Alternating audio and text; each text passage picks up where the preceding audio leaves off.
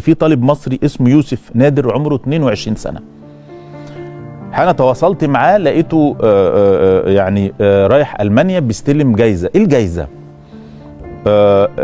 بص، الطالب ده أولا فاز في وسط بقى أزمة الدولار ب700,000 دولار، يعني فاز بملايين. طب إيه فاز في إيه بقى؟ ركز معايا والنبي.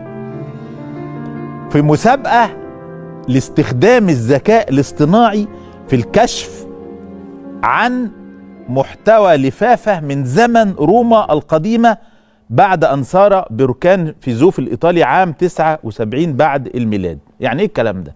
يعني في ده بركان شهير جدا اللي هو بركان فيزوف ده. البركان ده لما قام أدى لاندثار مدن، في مدن كاملة على الكوكب ودول ومجتمع اندثرت واندفنت تحت الأرض يعني.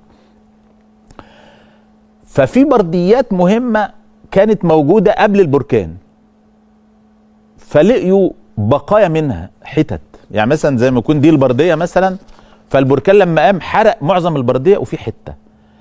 فعلماء الآثار بيستخدموا، عايزين بقى يعرفوا ايه اللي حصل ويفكوا ألغاز المرحلة دي والفترة دي، فعايزين يعرفوا بقية البردية. فعملوا مسابقة دولية للناس اللي متخصصة في برامج الذكاء الاصطناعي يعرفوا ايه بقية البردية بالذكاء الاصطناعي.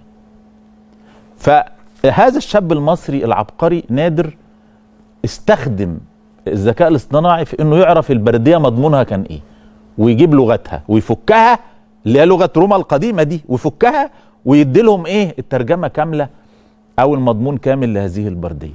في معاه عشرات بل مئات الشباب في العالم اللي هم معظم الناس دلوقتي بتحاول تستخدم البرامج دي، الشباب بالذات، دخلوا في الايه في المسابقة.